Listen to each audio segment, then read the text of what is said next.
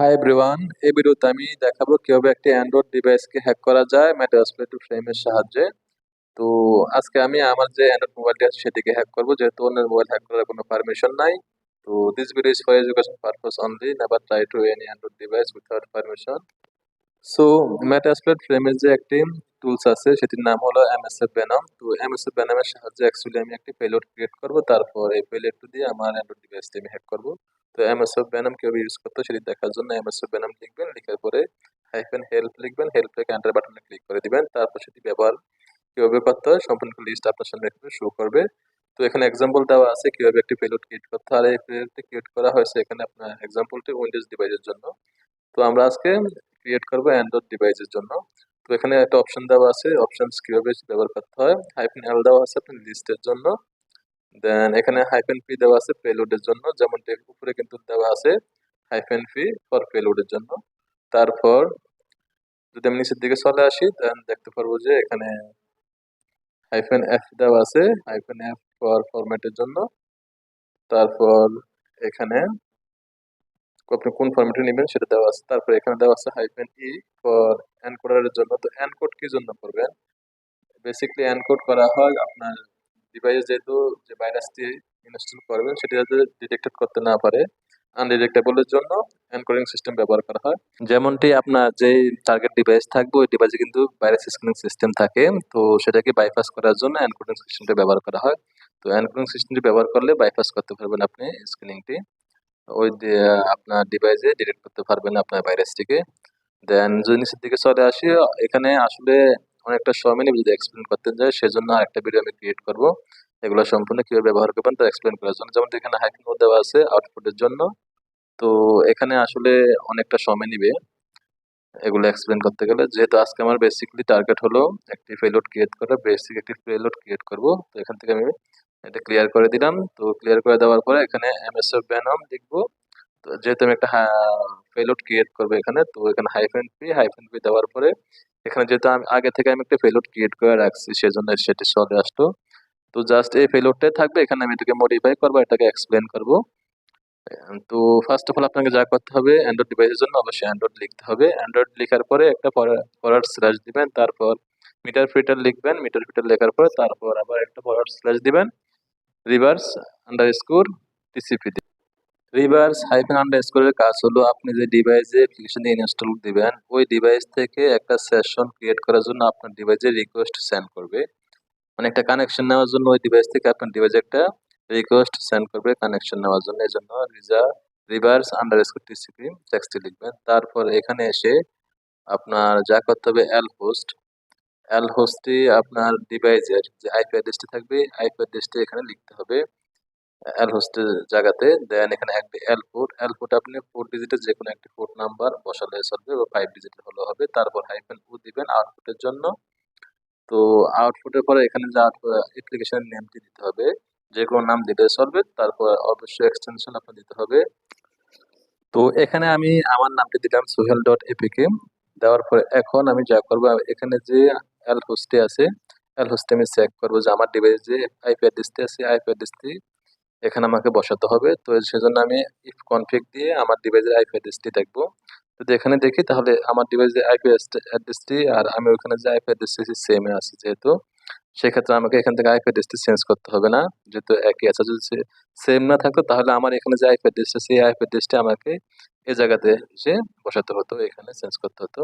যেহেতু সেম আছে তাহলে এখানে আমার চেঞ্জ করার প্রয়োজন নেই। আর এখানে যে পোর্ট আছে অ্যালফোরটিও আসলে চেঞ্জ করার প্রয়োজন নেই, তারপরেও জাস্ট দেখানোর সুবিধার্থে এখানে চেঞ্জ করে দিলাম, 8890 দিয়ে দিলাম, দিয়ে এখানে অ্যালফোরটিকে চেঞ্জ করে দিলাম। দেন এখানে যদি আমি এন্টার বাটনে ক্লিক করি তাহলে আমার জন্য একটা এপিকে ক্রিয়েট হয়ে যাবে, একটা সময় নেবে। তো আমার একটা রিকোয়েস্ট আপনাদের কাছে, প্লিজ চ্যানেলটি সাবস্ক্রাইব করবেন, ভিডিওতে লাইক দিবেন, দেন কমেন্টে জানাবেন নেক্সট এপিসোডে আপনার কোন ধরনের ভিডিও চাচ্ছেন। তো আসলে এটা একটি বেসিক ভিডিও আজকে আমি ক্রিয়েট করবো।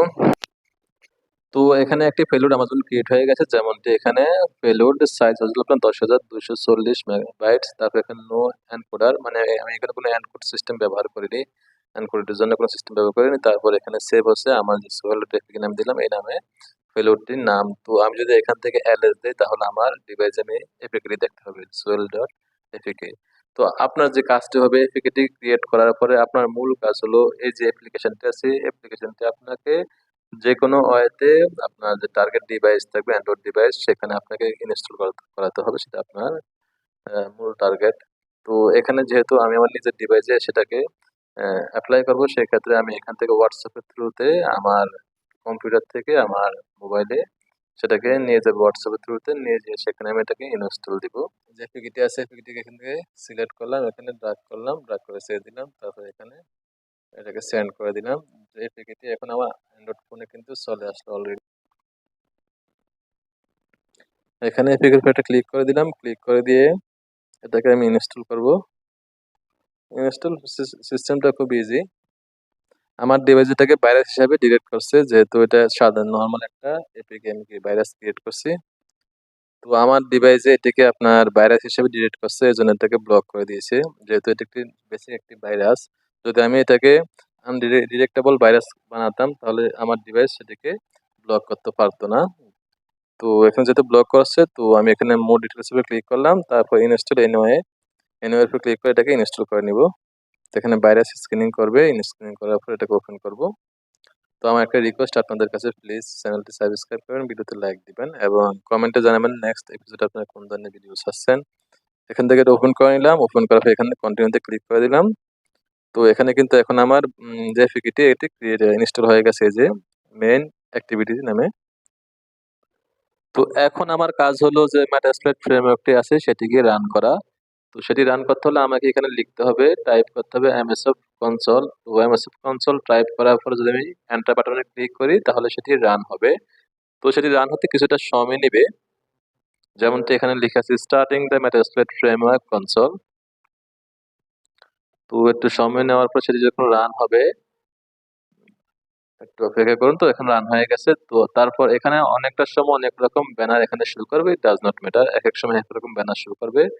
তো এখন আমার যে কাজটি করতে হবে সেটি হলো এখানে ইউজ লিখতে হবে, ইউজ লিখে দেন তারপর লিখবো আপনার এক্সপ্লয়েট, এক্সপ্লয়েট লেখার পরে ফরওয়ার্ড স্ল্যাশ, তারপর মাল্টি ফরওয়ার্ড স্ল্যাশ, তারপর হ্যান্ডেলার লিখে এন্টার বাটনে ক্লিক করে দিব।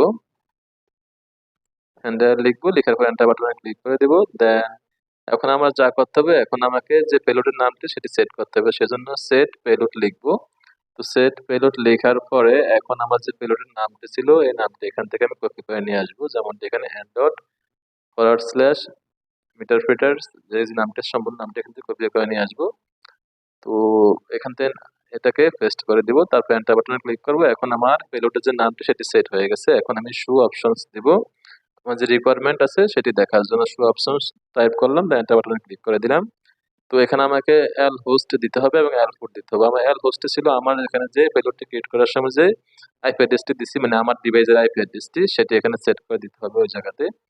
এবং এখান থেকে এটা কপি করে নিলাম, কপি করে নিয়ে এখানে চলে আসবো। আপনার আমার এখানে আসার পরে এখানে আমি লিখবো জাস্ট সেট এল হোস্ট লিখে তারপর আমার যে কপি করা আইপি অ্যাড্রেস ছিল, মানে আমার ডিভাইসের আইপি অ্যাড্রেসটি, আমার ডিভাইসের আইপি অ্যাড্রেসটি এখানে আমি পেস্ট করে দিব। তো তারপর এন্টার বাটনে ক্লিক করে দেবো। এখন আমার আইপি অ্যাড্রেসটি সেট হয়ে গেছে। তো এখন আমি সেট করব যে আমার এল পোর্টটি ছিল, এল পোর্টটি সেট করব। আমার এল পোর্ট কি ছিল, 8890 ছিল এল পোর্টটি। তো একটা জিনিস খেয়াল করবেন, যখন আপনি পেলোডটি ক্রিয়েট করবেন পেলোডের মাধ্যমে যে আইপি অ্যাড্রেসটি থাকবে এবং পোর্টটি থাকবে সেটি আপনাকে সেট করতে হবে, আদারওয়াইজ আপনার সেটি কাজ করবে না। তো আমার যেটা সেম ছিল আমি দিয়ে দিচ্ছি এখানে 8890।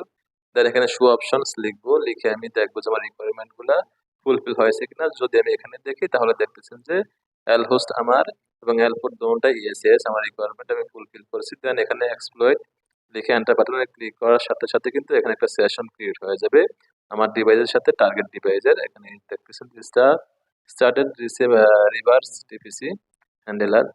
তো এখানে সেশন ক্রিয়েট হতে একটু সময় নেবে, আপনি একটু কিছু সময় অপেক্ষা করবেন, অপেক্ষা করার পর দেখবেন সেশন ক্রিয়েট হয়ে গেছে।